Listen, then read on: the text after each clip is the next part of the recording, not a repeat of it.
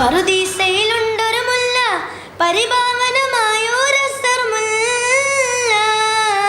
പള്ളിമുറ്റത്ത് stage കെട്ടി 2 ആഴ്ചയോളം നീണ്ട മൗലീദ് പാരായണവും മതപ്രഭാഷണവും മദ്രസ വിദ്യാർത്ഥികളുടെ കലാമത്സരങ്ങളും.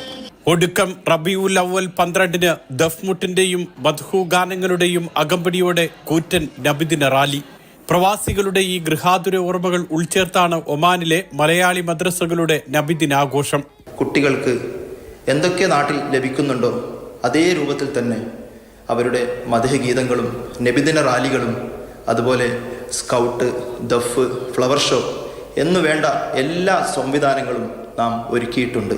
തിങ്കളാഴ്ചയാണ് ഒമാനിൽ നബിദിനമെങ്കിലും വാരാന്ത്യ അവധികൾ കൂടി ചേർത്ത് തിങ്കളാഴ്ചയാണ് നബിദിന അവധി നൽകിയതും ആഘോഷങ്ങൾ നടക്കുന്നതും. ഇനി അങ്ങോട്ടുള്ള വാരാന്ത്യങ്ങളിലും രാജ്യത്ത് ആഘോഷ ചടങ്ങുകൾ ഉണ്ടാകും.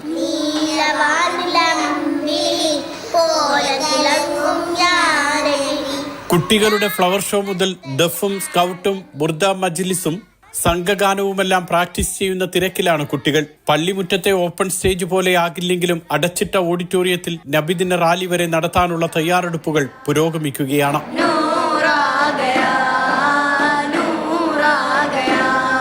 Mathrubhumi news, Muscat.